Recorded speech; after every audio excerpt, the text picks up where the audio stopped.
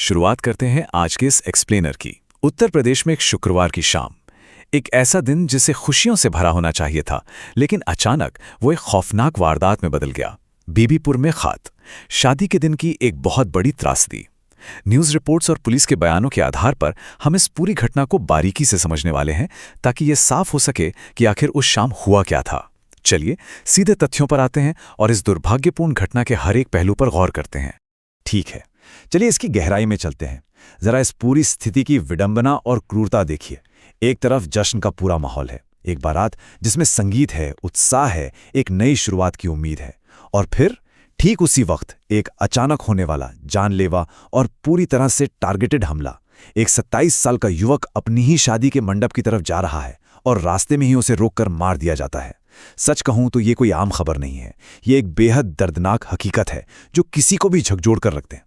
और जब हम इस त्रासदी की बात कर रहे हैं तो याद रखना जरूरी है कि इसके केंद्र में सिर्फ कोई न्यूज़ हेडलाइन या आंकड़ा नहीं है। हम बात कर रहे हैं आज़ाद बिन की, महज 27 साल का एक युवा जिसकी जिंदगी एक झटके में खत्म कर दी गई।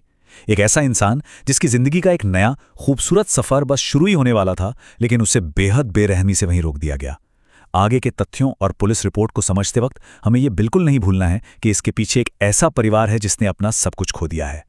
अब अगर हम इस घटना के भूगोल पर नजर डालें तो चीजें और साफ होती हैं। बारात निकली कहां से थी? आजाद बिंद के घर से, जो सराय ख्वाजा पुलिस स्टेशन के इलाके में बदौर गांव में है। यहां से एक बहुत ही खुशी खुशी वाली यात्रा शुरू होनी चाहिए थी, लेकिन ये यात्रा अपनी मंजिल तक कभी नहीं पहुंच पाई। खेतासराय पुलिस स्टेशन के इलाके में पड़ने वाले बीबीपुर गांव के पास ये जश्न का माहौल अचानक एक खौफनाक क्राइम सीन में बदल गया। चलिए आगे बढ़ते हैं और देखते हैं कि ये पूरा घटनाक्रम कैसे आगे बढ़ा। शाम 7 बजे से पहले सब कुछ बिल्कुल नॉर्मल था। आजाद अपनी बारात के साथ खुशी खुशी जा रहे थे, लेकिन फिर बजते हैं शाम के 7 और इसी वक्त बीबीपुर के पास उन्हें अचानक रोक लिया जाता है। 7 बजे के ठीक बाद पूरी स्थिति दहशत में बदल जाती है। आनन फानन में उन्हें बुरी तरह जख्मी हालत में जिला अस्पताल ले जाया जाता है। मतलब ये सब कुछ इतनी तेजी से हुआ कि किसी को भी संभलने का जरा सा भी मौका नहीं मिला। पुलिस रिपोर्ट्स को देखें तो एक बात बिल्कुल साफ हो जाती है कि यह कोई अचानक हुआ हादसा या सड़क का कोई मामूली झगड़ा नहीं था। ये एक प्रॉपर सोची समझी रणनीति थी। अज्ञात और नकाबपोश हमलावर, ताकि कोई उन्हें पहचान न सके, वो मोटरसाइकिल पर आए थे। जाहिर है संकरी सड़कों से तेजी से भागने के लिए बाइक सबसे सही रहती है। उन्होंने जानबूझकर दूल्हे की गाड़ी को ओवरटेक किया, उसे रोकने पर मजबूर किया और फिर बिना किसी हिचकिचाहट के कई राउंड फायरिंग कर दी। ये साफ दिखाता है कि वो पूरी तैयारी और एक बेहद खौफनाक इरादे के साथ वहां आए थे। इस पॉइंट पर आधिकारिक बयान को देखना बहुत जरूरी हो जाता है। पुलिस अधीक्षक यानी एसपी सिटी आयुष श्रीवास्तव ने जो कहा उस पर गौर करते हैं। उनका बयान था, हमलावरों ने गाड़ी को ओवरटेक किया और दूल्हे को निशाना बनाते हुए कई राउंड फायरिंग की। उसे गंभीर चोटें आईं। ये आधिकारिक बयान खुद इस बात की पूरी तरह से पुष्टि कर देता है कि हमलावर खास तौर पर सिर्फ और सिर्फ आज़ाद को ही निशाना बनाने आए थे। ये कोई रैंडम या अंधी फायरिंग बिल्कुल नहीं थी। ये पूरी तरह से एक टारगेटेड और सुनियोजित हमला था। गोलियां चलने के तुरंत बाद जो हुआ वो रोंगटे खड़े कर देने वाला था। पहला चरण, जैसे ही हमलावर अपना काम खत्म करते हैं वो बिना कोई निशान छोड़े तुरंत मौके से फरार हो जाते हैं। दूसरा चरण, वहां अचानक दहशत और चीख पुकार मच जाती है।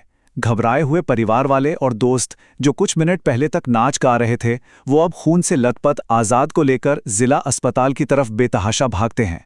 और फिर आता है तीसरा और सबसे दर्दनाक चरण। अस्पताल पहुंचने पर डॉक्टरों द्वारा जांच के बाद दूल्हे को मृत घोषित कर दिया जाता है। सारी उम्मीदें वहीं खत्म हो जाती हैं।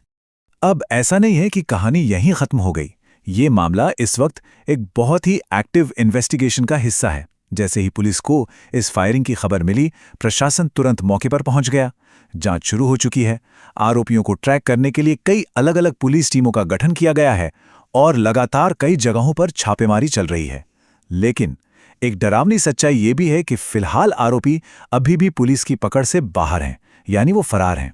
कानून अपना काम कर रहा है और अधिकारी पूरी कोशिश में जुटे हैं कि जल्द से जल्द इन अपराधियों को पकड़ा जाए।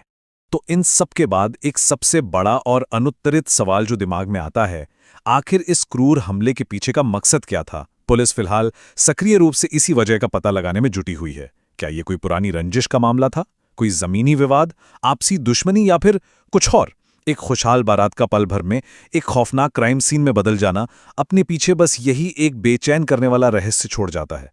आखिर इस सुनियोजित हत्या की असली वजह क्या थी? आज के इस एक्सप्लेनर में बस इतना ही।